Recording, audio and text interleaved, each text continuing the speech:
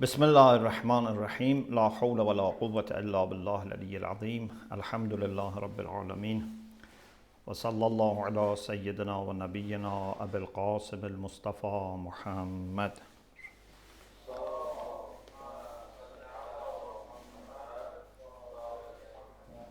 وآله الطيبين الطاهرين لا سيما بقية الله في الأرضين عجل الله تعالى فرجه الشريف اللهم أخرجني من ظلمات الوهم وأكرمني بنور الفهم اللهم افتح علينا أبواب رحمتك وانشر علينا خزائن علومك برحمتك يا أرحم الراحمين.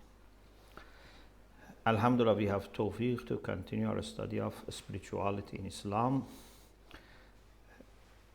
As you remember, we were discussing some of the hadith about significance of spirituality and ethics, and in particular having good morals, good temper in interaction with people. There is a hadith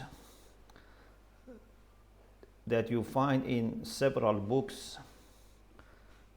In some of our books it is attributed to the Prophet sallallahu alaihi wasallam, and in some it is attributed to Imam Baqir alayhi salam. For example, in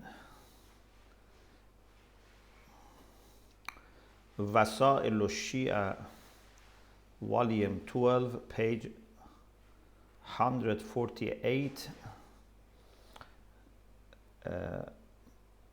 it is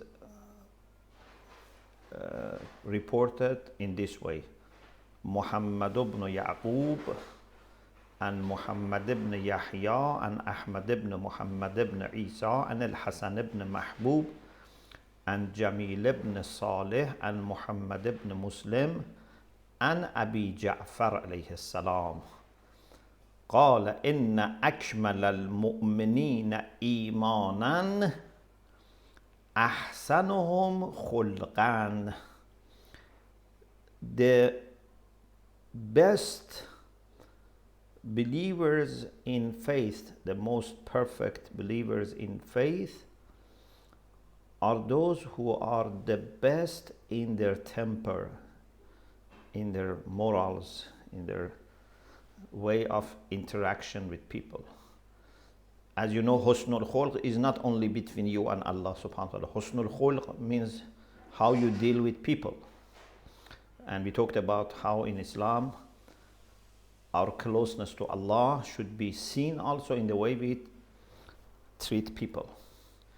The same hadith you find in some books from Rasulullah. For example, in Wasa'il al-Shia, again volume 12 page 156, that was 148. On the page 156 there is a hadith that an Abi Salama and Abi Hurairah and an-Nabi sallallahu alayhi wa قال إن أكمل المؤمنين إيمانا أحسنهم خلقا وخياركم خياركم للنسائه. Similar to this, you can find it in Bihar al-Anwar, volume 68, page 389. So, it can be from Prophet and from Imam Baqir both. There is no problem. But as you see, it's considered as a matter of perfection of Iman. It is not something marginal. It's not a recommendation. It's not just something that decorates you, makes you better. No. It's very much related to the core of Iman, and those who have more husnul khulq, they are higher in the degrees of Iman. The next hadith I have selected for you is the famous hadith that I have also mentioned in self-knowledge. Imam Sadiq alayhi salam quotes Rasulullah saying, أكثر ما تلج به أمتي الجنة تقوى الله وحسن الخلق. The cause for most of my nation to go to heaven is one of the two, or both of them, but maybe it's one of the two or both of them. Taqwa Allah, to fear God, and husnul khulq, to have good temper.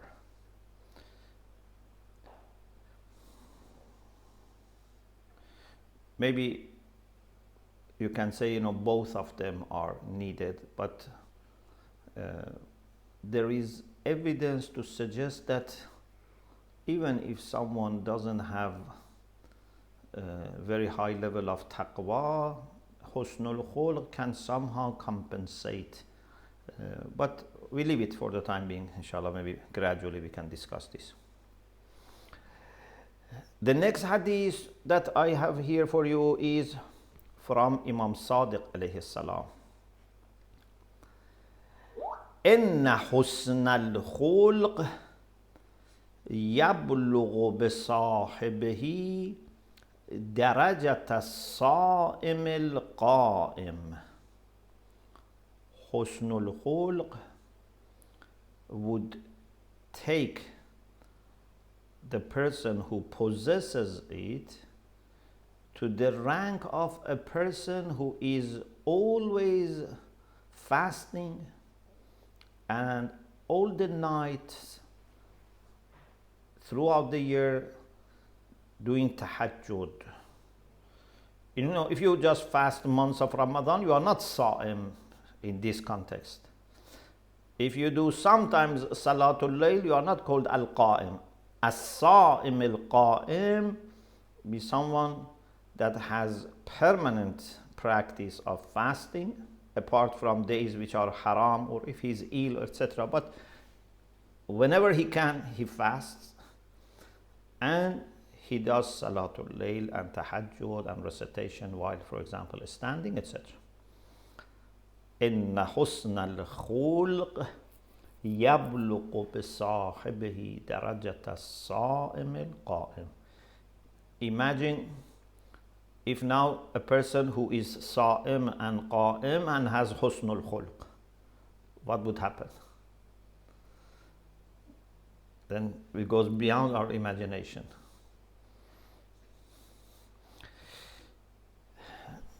There is a hadith that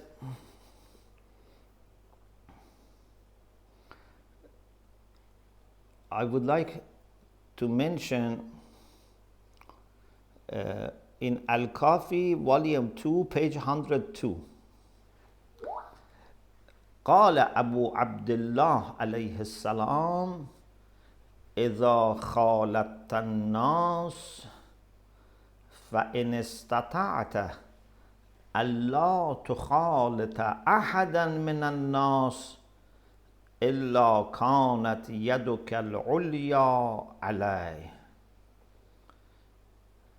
If you mix with people, if you interact with people, mukhalata means to mix and interact. Try to not interact with any person unless you have upper hand. What does it mean? It means that you would be the one who would help more, who would benefit more. There is a footnote here which says, أي كنت نفاعا له. So not used in the sense of being dominant or controlling. No. Means you would be benefiting more. يصل نفعك إليه من أية جهة كانت. So when you interact with people, try to be the one who offers more help, who benefits people. فإن العبد يكون فيه بعض التقصير من العبادة. Sometimes a servant of God has some shortcomings in ibadah, in acts of worship. وَيَكُونُ لَهُ حُسْنُ خُلْقٍ. But he has good temper. He treats people with kindness, with benevolence. فَيَبْلُغُهُ اللَّهُ بِحُسْنِ خُلْقِهِ أو يبلغه الله بحسن خلقه درجة الصائم القائم.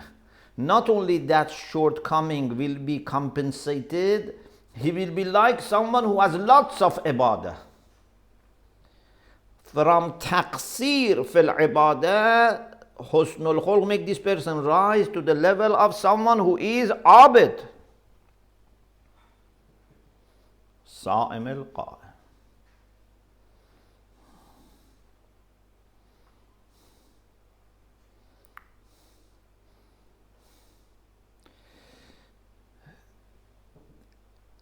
Imam Sajjad alayhi salam, in a hadith from Rasulullah, which you can find in Al-Kafi, volume 2, page 99.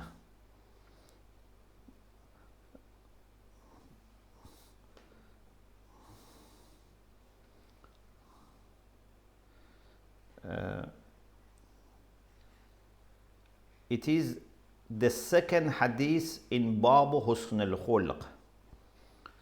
The first hadith is the one that Inna akmal al-mu'minin imanan ahsanuhum khulqan, which I quoted from Wasa'il al-Shi'a, but it is in al-Kafi, Muhammad ibn Yaqub Skolini. The second is An Ali ibn al-Husayn alayhi salam qala Rasulullah ma yudha'u في ميزان امرئ يوم القيامة أفضل من حسن الخلق. Nothing will be put on the day of judgment on the scale of believers better than husnul khulq. You know, the scale on the day of judgment is made in the way that only good things have weight, bad things have no weight. Yeah. أما من ثقلت موازينه فهو في عيشة راضية أما من خفت موازينه فأمه هاوية. So everything which is good, every hasana, every wajib, mustahab, they have some weight. Every quality has some weight, every virtue. But this hadith says nothing is like husnul khulq, like good-temperedness.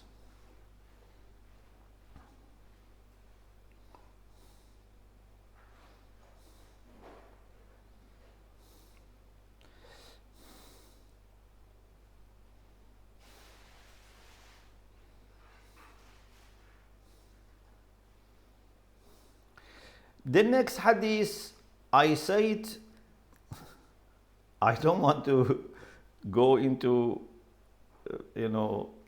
debate about it. It needs maybe, some discussion, but as a possibility, I would be happy to receive your comments next week when we meet, inshallah, in person and after you study. Imam Sa, this is again Al-Kafi, the next hadith. عن أبي عبد الله عليه السلام قال أربع من كن فيه كمل إيمانه. There are 4 things that if someone has them, his or her faith is complete, is perfect. Kamula imanu. We already had this hadith, Inna akmal al-mu'minin imanan ahsanuhum khulqan. But this has something extra.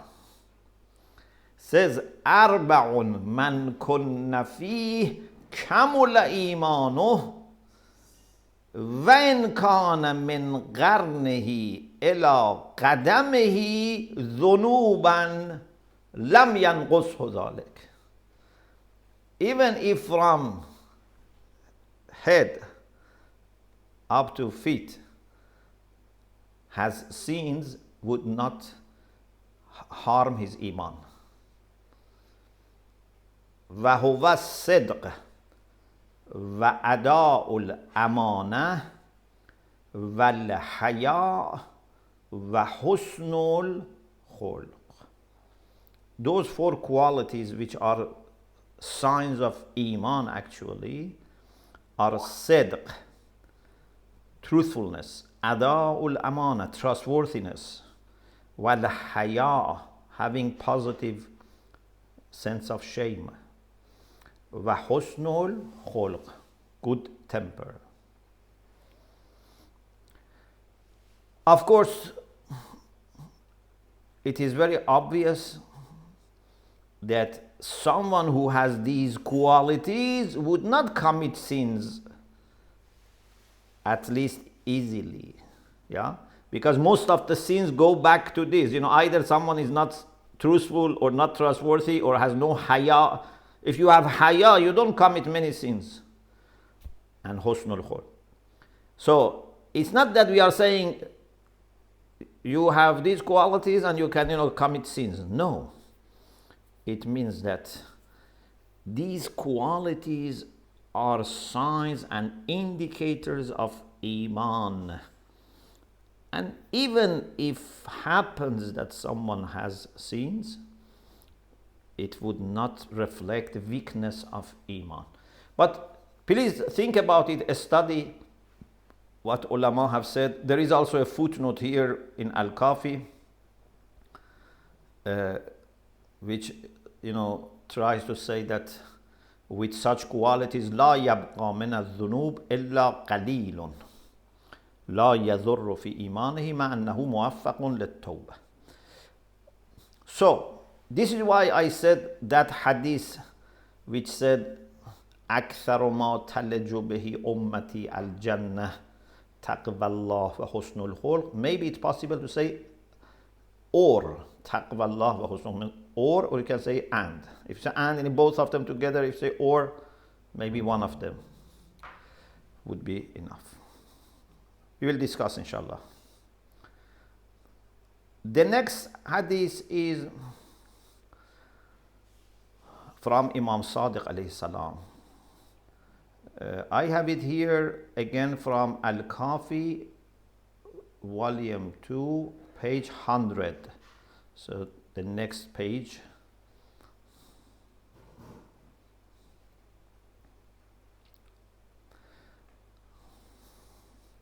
ما يقدم المؤمن على الله عز وجل بعمل بعد الفرائض أحب إلى الله تعالى من أن يسع الناس بخلقه. No believer would come to meet Allah with an action which is dearer to Allah, more loved by Allah, than embracing people with his good temper. So he's kind and caring with people, not only with his family or his friends. Yasa'an nas, every human being. There could be exceptions, but the general rule is all mankind.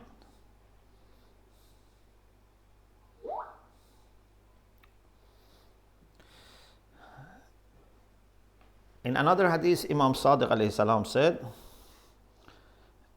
Inna Allah tabaraka wa ta'ala, you can find it on page 101 of Al-Kafi volume 2. إن الله تبارك وتعالى لا يعطي العبد من الثواب على حسن الخلق كما يعطي المجاهد في سبيل الله. يغدو عليه ويروح. Allah would give a person so much of reward because of having husnul khulq, good temperedness, that he would give to a mujahid fi sabilillah, that in morning, in evening is doing jihad. Look at the significance of husnul khulq. Of course, husnul khulq, sometimes it's not easy to maintain. Sometimes you are tired, sometimes you are ill, sometimes people ask nonsense, or people are critical. It needs a real commitment till it becomes your nature. If it becomes part of your nature, then it's easy. But as long as you want to keep yourself kind and show good akhlaq without developing as established quality, it's very difficult. It's a kind of jihad. The next hadith is especially important for international relations. Imam Sadiq alayhi salam says, and that is in Al-Kafi volume 2, page 101, that sometimes you find people who are not believers, maybe they have good akhlaq. What is the source of it? Hadith number 13. عن أبي عبد الله عليه السلام قال إن الله تبارك وتعالى أعار أعداءه أخلاقا من أخلاق أوليائه ليعيش أولياؤه مع أعدائه في دولاتهم. Sometimes Allah has temporarily given i'ara. I'ara means something doesn't belong to you, but I will lend you. Yeah, I lend you so that you can temporarily use. So sometimes Allah gives to his enemies, or of course if he can give to his enemies, sometimes he may give to people who are not his enemies but not his friends. Temporarily he may give some of akhlaq of his awliya to enemies, or I say even non-enemies. Why? So that awliyaullah, friends of Allah, can live in their governments, in their states. In some version it says لولا ذلك لما تركوا وليا لله إلا قتلوه. Otherwise they would not have left any friend of God unless they would have killed. So sometimes you see mu'mineen who migrate to other countries, they may receive respect, they may receive good treatment. This is part of the general plan of Allah, and it is the way Allah supports people who migrate for the sake of Allah. Okay, this is hadith number 13, as I said, in that chapter. There is a hadith which is interesting for understanding some issues about marriage and family life, even in the hereafter. This hadith is quoted from Imam Kazim alayhi salam, from his father, and then from Rasulullah. قالت أم سلمة رضي الله عنها لرسول الله صلى الله عليه وآله. Lady Salama, who was very good lady, she said to Rasulullah, بأبي أنت وأمي المرأة يكون لها زوجان. Maybe there is a lady who married in her life 2 wives. like the Salama herself, she had married someone, Abu Salama, before marrying the Prophet. So now the question is, on the day of judgment, if a lady who has married twice go to heaven, which of those two husbands would be her husband in heaven? So this shows that they had this idea that a woman would have one husband in heaven. Okay? Which one?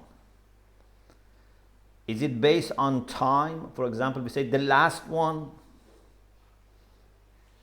or the first one? Which one? Rasulullah was asked, يَكُونُ لَهَا زَوْجَانْ فَيَمُوتُونَ وَيَدْخُلُونَ الْجَنَّةِ. They die and all of them go to heaven. لَأَيِّهِمَا تَكُونَ. For which of two husbands she would be wife?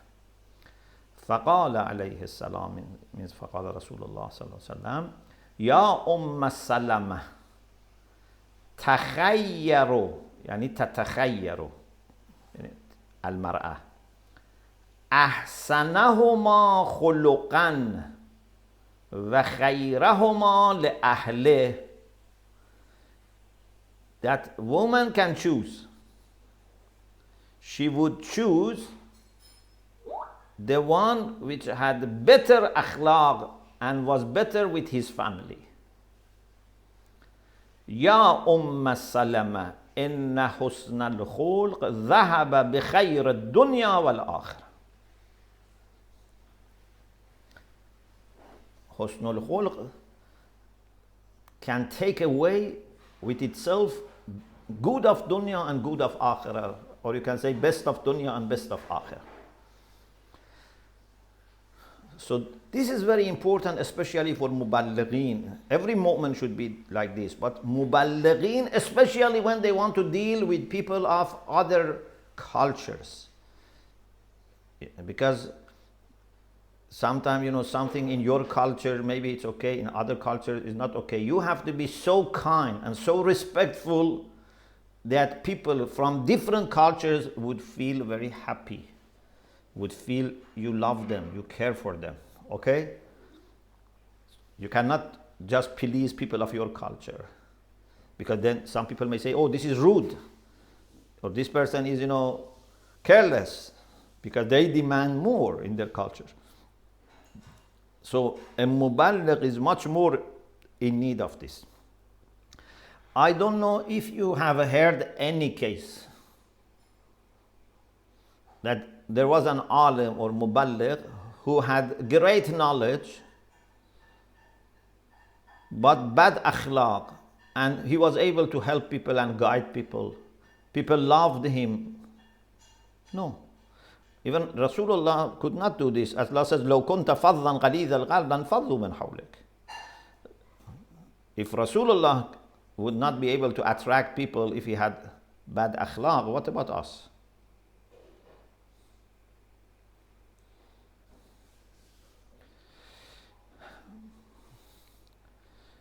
Maybe some people, they have a kind of disposition, a kind of mizaj, that they get angry quickly. It's possible. Sometimes condition of body and hormones inside the body, or age, when you become older, or when you are stressed by difficulties of the life, maybe it makes it more difficult to be always kind and patient and caring. But it's not impossible. We need to do whatever is needed physically. For example, if you need to do some exercise, if you need to take certain types of food or whatever, to help with controlling your, disposition and your mizaj, etc. But in the end of the day, Allah has given us so much of free will. that we can overcome these problems. The late Allama Tabatabai Rizwanullah Ta'ala alayh, despite his age, despite his illness, despite his busy life, difficult life, but was never seen angry at people. Even you might have heard this story that once he was walking and a young person with bicycle hit him, hit Allama, and then the person fell down. Allama, instead of getting angry with him, shouting at him, went to see if he's okay and very kindly asked, how he was. These are the things that unless you have, full control, it's very difficult to show and maintain this, because when someone attacks you unexpectedly, then hidden things in your, akhlaq may come up. It's different from when you have time to prepare yourself. So in social life, we have to be always patient, because unexpectedly things can happen. But with free will, we can do a lot. You see, people who say, for example, I am ill, I am angry, I don't know, this is my nature. You see, they have different behavior in different circumstances. Yeah? For example, if they are in front of their boss in the office, in work, or if they are with their teachers, for example, with an authority, they control themselves more easily. But when they are at home, then it's different. Over there, when the people who are lower than them, then it can be different. It shows that you have ability to control yourself, but how much you feel comfortable, how much you feel those people are important. If you are really a humble person, you try to respect everyone as much as possible. So we have control. Maybe you have heard this story, sometimes I share this story. I heard that someone went to an office to work with few colleagues in the same room. And the first day he said, we are going to work together, and I want to share with you one weakness that I have. He said, when I become angry,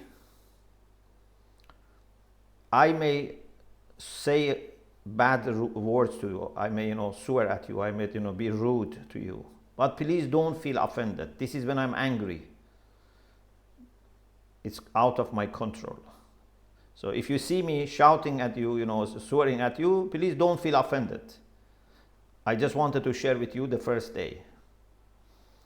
One of them was very clever. He said, thank you very much for sharing this with me. I have also a weakness.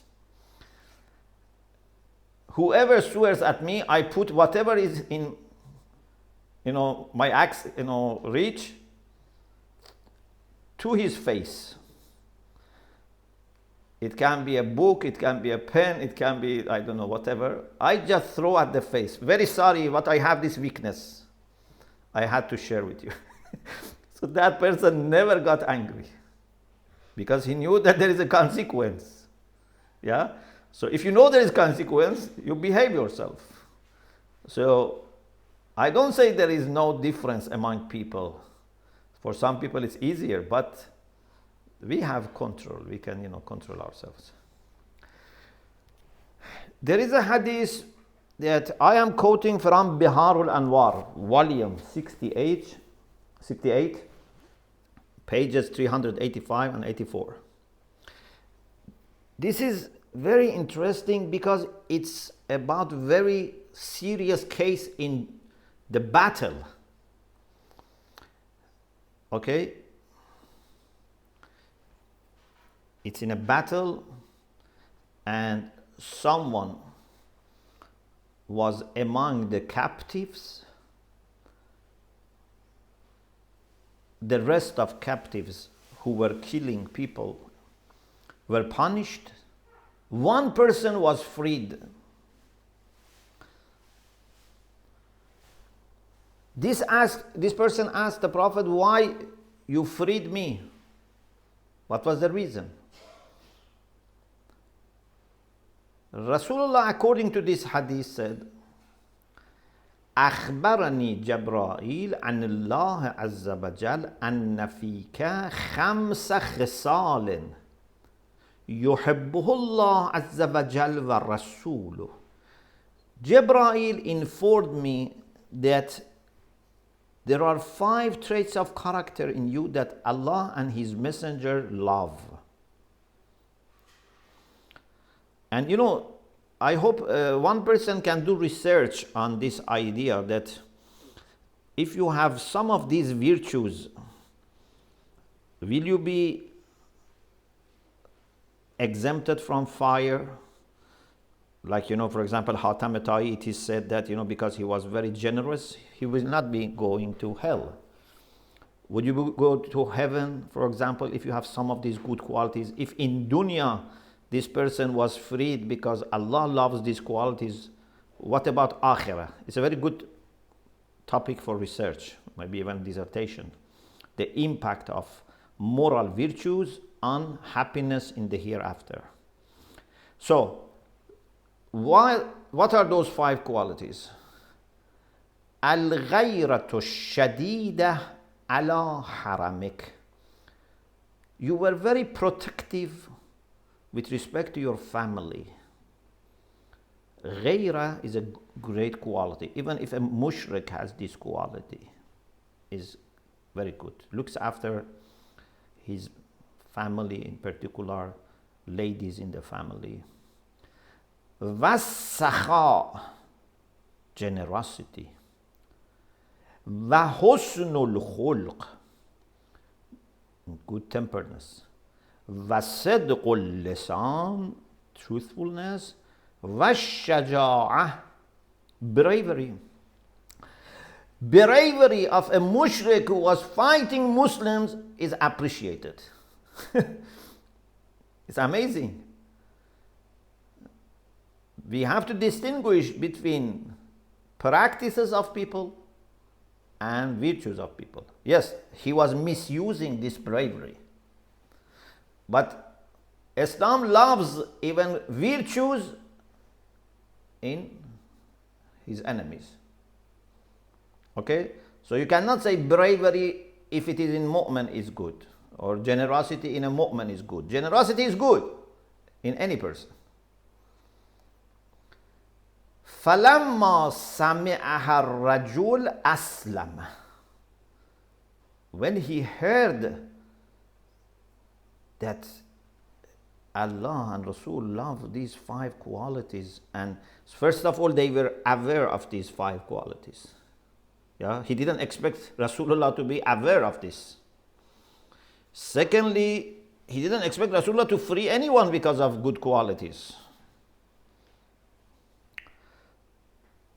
Aslama wa hasuna islamuh wa qatala ma'a Rasulillah sallallahu alaihi wasallam qitalan shadidan hatta istushhada. He became a good Muslim, and then instead of fighting against Rasulullah, he was fighting along with Rasulullah, fighting enemies, and then he became a martyr.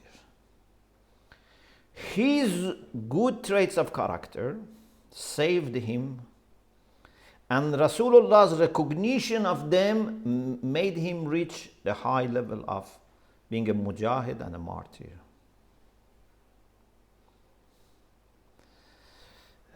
In another hadith, Rasulullah said, Inna ahabbakum ilayya. I am quoting this from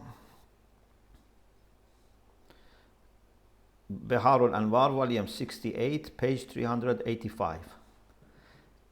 Inna ahabbakum ilayya wa aqrabakum minni yawm al-qiyamah majlisan.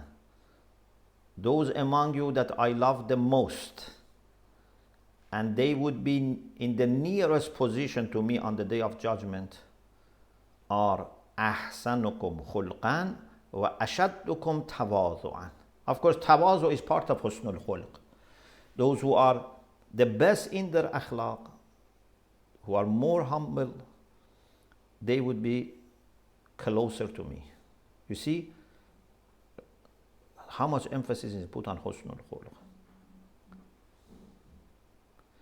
وَإِنَّ أَبْعَدَكُم مِّنِّي يَوْمَ الْقِيَامَةِ الثَّرْثَارُونَ وَهُمُ الْمُسْتَكْبِرُونَ. The most remote people from me would be those who are arrogant. Okay, we have a passage from Misbah al-Sharia that I would like to discuss, but it's the time of Salat. We will have a short break, inshallah, 10 minutes, and then inshallah we can, or 15 minutes, and inshallah we can continue. Alhamdulillah Rabbil Alameen.